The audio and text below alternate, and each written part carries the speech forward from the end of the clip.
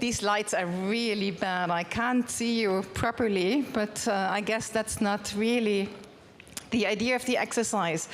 Before we start, what did François announce yesterday? I would give you a kind of the benchmarks, the main event of 20 years of Humanitarian Congress. So I hope you have a lot of water and patience and Sitzfleisch, as we say.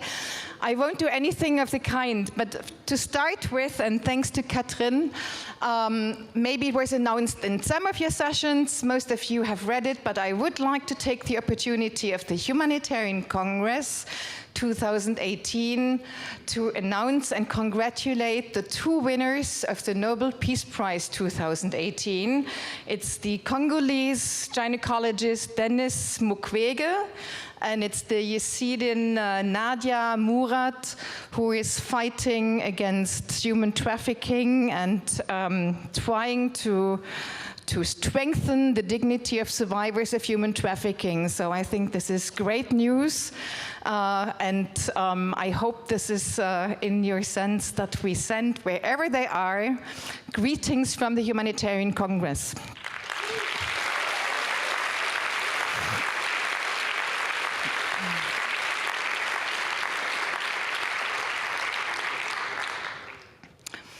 So it's the 20th Humanitarian Congress, but actually it didn't start exactly 20 years ago. It started in October 1997. The first Congress was also in October. I think we have truly kept this period of the year, and we usually have sunshine. You can't see it here, but all the smokers outside know it's a very sunny day again, which is very nice. It was created by the Berlin Chamber of Physicians, and it was initiated as a very kind of medical congress with a focus on tropical medicine and humanitarian aid. And just to think back a bit, and actually the fact that I'm standing here is partly due to the fact that I'm so old that I have participated in 18 of those 20 congresses, and I think some of us were there at the very first. 1997, that was a period evidently very different from today. It was a reaction to the first years of this post-Cold War period.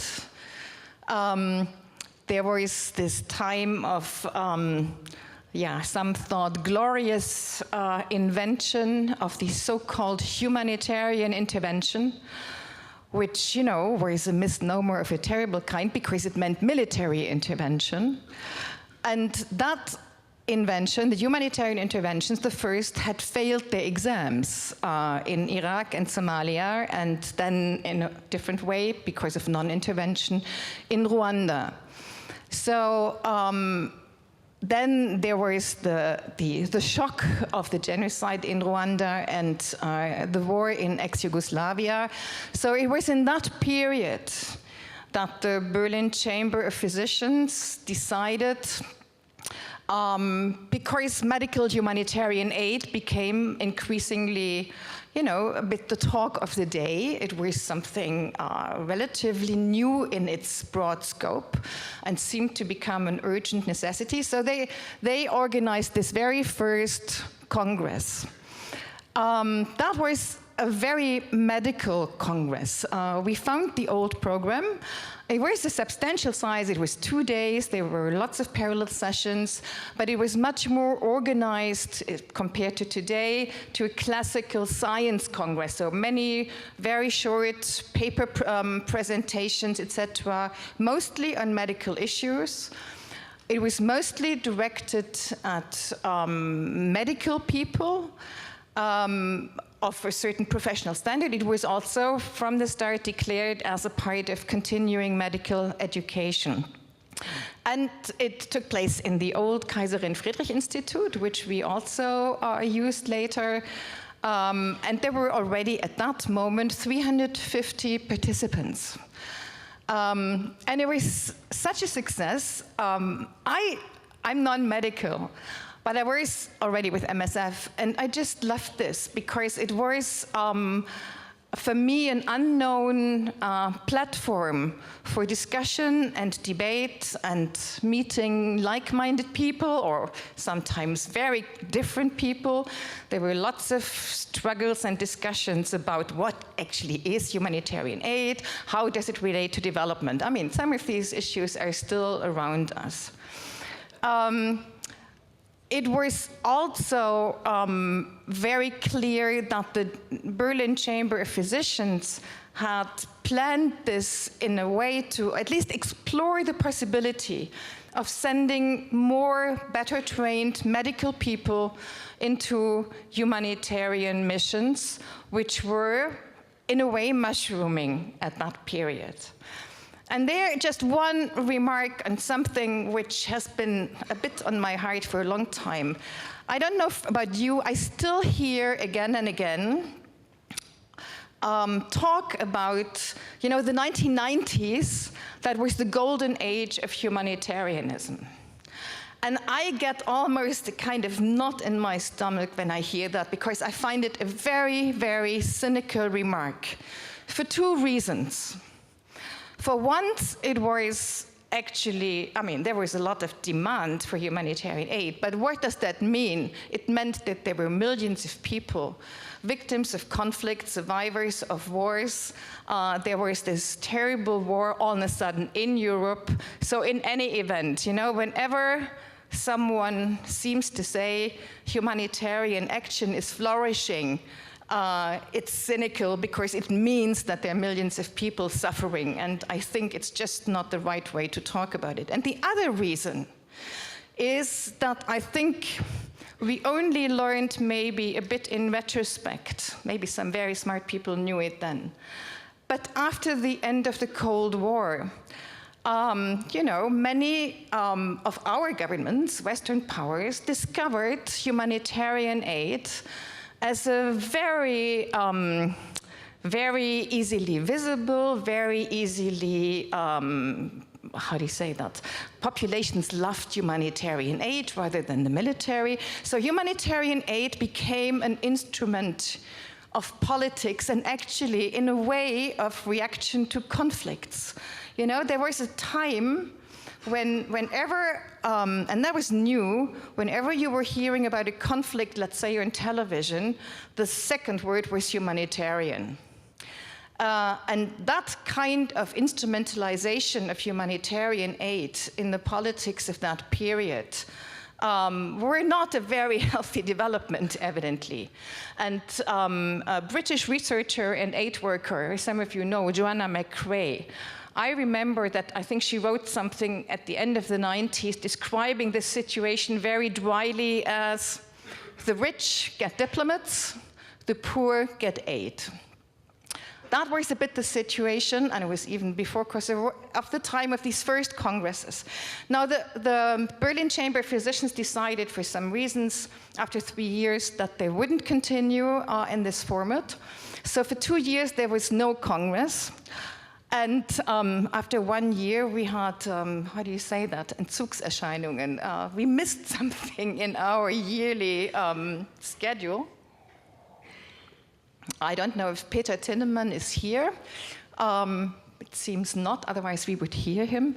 But there were a few of us who had much enjoyed these congresses and actually thought that there should be maybe a broader range of issues and subjects like this politicization also addressed in this Congress.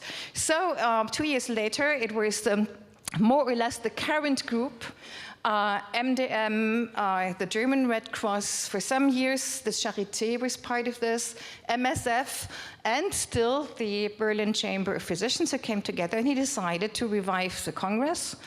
and to try to broaden somewhat the subjects, at the same time maybe focusing more on truly humanitarian issues and maybe less on development issues. I can imagine those years, for example, we had an ongoing and continuing glorious fight with the military of all kinds about this kind of cooperation, cooptation or not. In any event, so it's still until today those organizations who organize and who largely fund this Congress. It's still the Congress on a shoestring, and without your participation fee, it wouldn't work at all. There are no government funds. We had in between some very small sponsors, but basically it remained that way. What also changed, and I think that was very much our intention, and you can see it, and you could see it over these 2 days now, that we increasingly invited students and young people, and didn't really want to have this Congress as a merely kind of, high-level professional discussion, because we think that this kind of exchange was very important. Now, in the first years, the budget was very, very modest, and it was actually, we wanted from the start, but found it very difficult to invite people from other countries, other backgrounds, other contexts. And that was sometimes not so easy. I think from year to year, we have become much better in that, and I'm very grateful that, it again this year, I think, has increased the kind of diversity of people that we have here. Now, going back to what Antonio Donini, who's here and who has been for a long time advisor and friend of this Congress and supporter, he wrote in an article which has just been published in this book, which was presented this morning on impartiality. So humanitarianism has basically 3 tiers. It's a profession, it's a movement, and it is a political economy. And I think that is something what we have tried again and again, sometimes better, sometimes not so good, to address also in our thinking. And just to mention, not going back to all these benchmarks, but with 9/11, the paradigm of the 90s changed, of course. And from then on, basically, much of humanitarian aid, much of humanitarian thinking was seen and done through the lens of the global war on terror and security questions. And that, again, is a new kind of political and economical challenge, which has been addressed in some panels also this time. But I think it is important to realize that depending, the political world has changed dramatically in the past 20 years. And there's absolutely no reason to believe it won't change in the same way in the coming years. And the big questions are, or some of the big questions are, what does that mean? Who will be the new actors? Are there new paradigms? What kind of role would politicians want humanitarians to play in their analysis of the world? And I think it has been an ongoing and will be an ongoing struggle to keep an independent space of action and of thinking for humanitarian action wherever it happens, whether it's because of totally neglected situations or because of maybe politically charged situations where there is not much else possible than maybe a bit of humanitarian aid. So I think we have to keep that in mind, that humanitarian aid is, and we all know that, is changing also according to all these contexts in which we work. There has been a panel this afternoon on funding. There were a few interesting questions. Antonio mentioned this morning there was this article, I think by Peter Walker, Follow the Money, and to see, very close relationships between political decisions and funding and actually where and how humanitarian aid takes place. That's very interesting. Now, just one word for this, my first part, on my own country and the surrounding, or the environment. Next year, Germany will, and I think rightly so, celebrate 30 years of the fall of the Wall of Berlin. And you know, the celebration is now usually taking place on the 3rd of October, so it's just 2 days ago. And this was a peaceful revolution, unheard of in Germany. And there were hundreds of thousands of people in the streets. And there is still a lot of celebration today. And it will happen again next year. And what do we hear all the time in that context and in other contexts of European politics? It's the talk about values, about common values, about shared values, about how we... And I have to say, I find that I think like most people, increasingly difficult. And I have learned to become extremely skeptical when very powerful politicians start to talk constantly about values and shared values. Something is fishy here. And I think I just want to take that as my hook on saying, you know, in those 30 years, yes, we have been in many ways extremely lucky in Germany. The fall of the wall for me is still one of the great miracles of my life.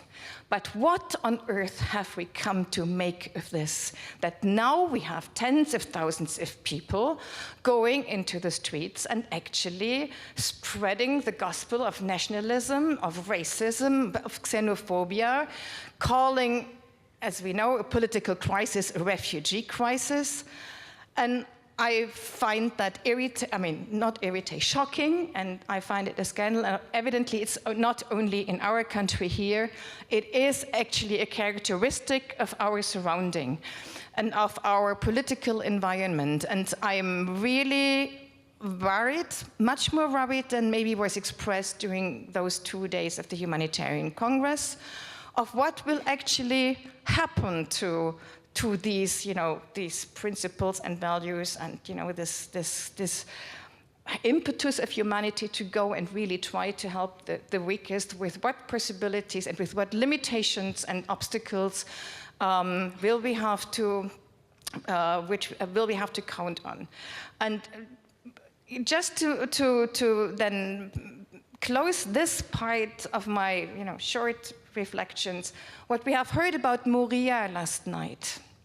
I mean, I can't get over that, really. I mean, this is, you know, Luca, our colleague who was in the film, saying, and he was an experienced MSF aid worker, that this was the worst context he had ever worked in.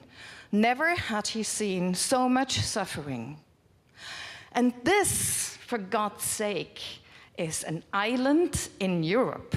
And it's actually a tiny refugee camp. It's not Dadaab, it's not Zaatari, it's not Uganda today, or any of those others. Yeah? It is an island in Greece with a population of, I don't know, 7,000 or 8,000 people. And they talk about, and I've never ever heard that in my life, children attempting suicide. I mean, so I would like to take up what, now I have to look up the names, Katrin and Marjan, yesterday. They came up with 2 recommendations, and I want to combine them and take them, maybe we can all take them with us. And that was, listen to people you disagree with. And I actually hope you all have heard something about the Congress in these 2 days that you disagreed with. Talk to people you disagree with and take a position. And I think that is really, I mean, yeah, it's easily said, it's not always easily done, but if we humanitarians don't stand up against this cynicism and cruelty and racism and just the sheer inhumanity of it all, then I wonder who would. So I thought this was a very powerful appeal. Now, I said, I hope you all have heard and done something over the Congress with which you disagreed, because this Congress is now almost over. I will give you a bit of homework though later. And but as I don't know if you know, you can imagine, the planning for the next Congress starts now. And it starts with you, actually, because I'm not sure, I don't have my phone. You should have received an email with a link to an evaluation form. And we would be very happy and really ask you to try and give us some feedback. Us is good. I'm retired. I'm not part of any committee anymore, so that's very good. So it's Nora and her team and the steering committee. But actually, your evaluations and your feedback, they are being read and tried to respond to where possible. You really have a chance to give some proposals for themes, ideas, suggestions. Yes, there are always wonderful ideas how to make it easier. One idea was 1 year we should have 20 different interactive workshops. I'm sorry, I don't think that's possible right now, although we have this splendid venue now. So please do the evaluation. It will help us. Now, as I said, it's still a relatively modest Congress, not in terms of ideas and people, but in terms of budget. So you can imagine it's depending all on volunteers. And I have to say, I was quite impressed, I didn't know. So for this year alone, we had roughly 100 volunteers working in all corners of this venue and before and after, etc. So I would like to just applaud, especially the volunteers now.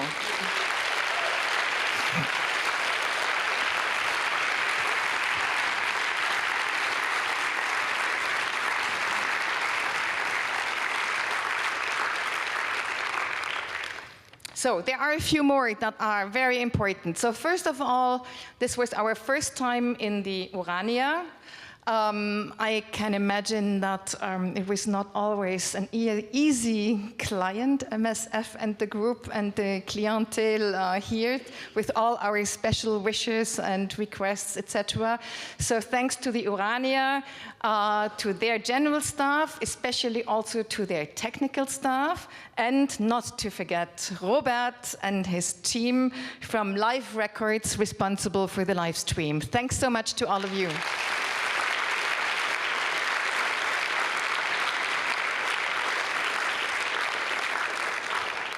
I don't know exactly how many speakers, chairs, panelists, etc. we had. Nora, any estimate? 80? 93? Okay. So, 93. I think with very few exceptions over the past 20 years, no one ever claimed a salary or a fee or an honorarium. So many people, many of you have come a very, very long way. Had to get prepared, had to go through visa regulations, which I imagine are sometimes really tedious.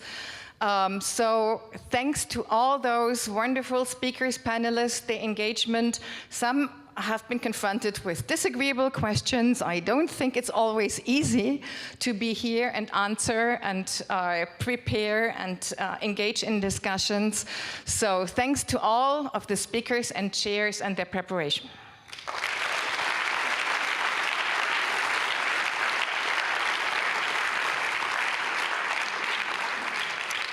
Then we have the steering committee, of which I've had the honor to be part for many years, and I can tell you, sometimes you really need a vodka after such a session because it can get really at you. Because evidently there are 5 headstrong, experienced people. There are usually 5 times as many ideas as panels. Then there are ideas about speakers and chairs, and then of course they don't come at the last minute and have to be replaced, etc. So a very special thank you to the steering committee, who are Sibylle Braune from the German Red Cross, she's here somewhere. Yeah, there is she. Mariam Jansen-Youssef from MDM.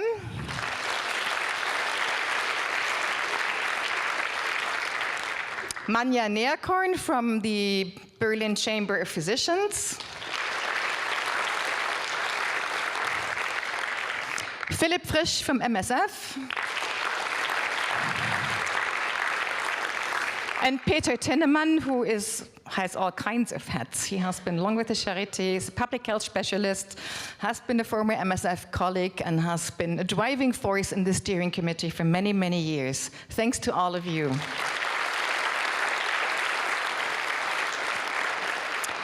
And then we have actually this year been able, not we, Nora, or I think and her team have been able to import an extremely experienced specialist, Tom Casey. Is he here? Tom? There he is. So he's from MSF Ireland, and he came over to do the whole social media channels for the Congress. I hear you have done a brilliant job. I think I have 2 days now of reading to do to catch up with you. Thanks a lot for coming.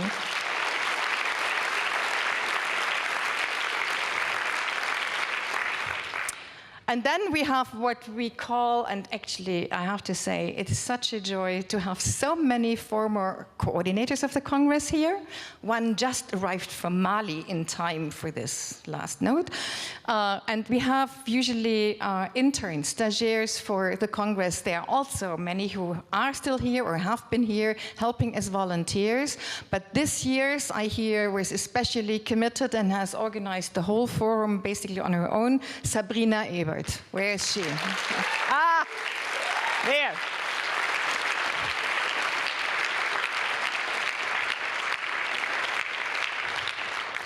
Now I have to wonder a bit because she's over there. Liebe Nora, dear Nora, I know you have adopted this Congress with your heart and your mind and invested so much.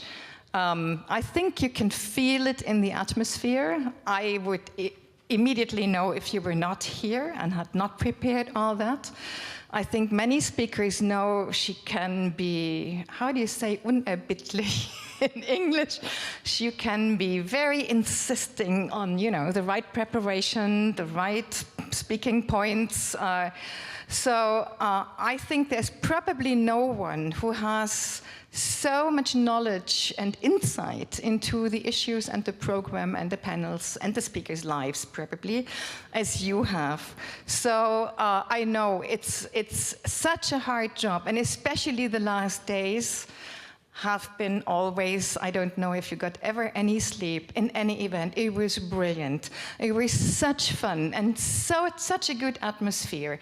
It's nice and lovely to be here. I think you chose this venue, deciding that the Charité was getting too narrow for this huge crowd. It was, for me, as always, a very inspiring Congress, and I know you are the spirit. Thanks, Nora. Please, stay with us.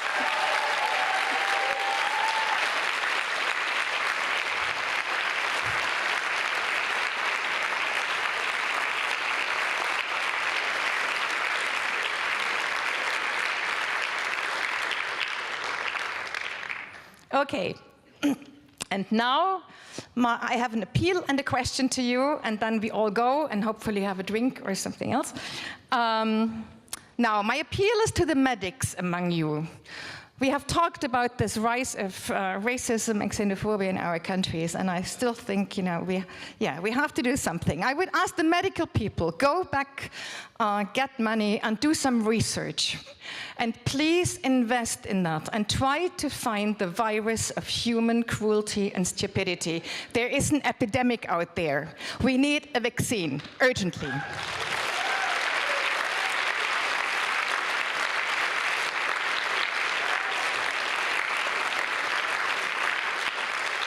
And here's my question for, either the drink discussion or when you can't sleep or next year, which was put to us, Antonio and me, and I slightly rephrase it for local reasons. So here's my question. Why is it easier to commit a war crime than to steal a car in Berlin? Thanks.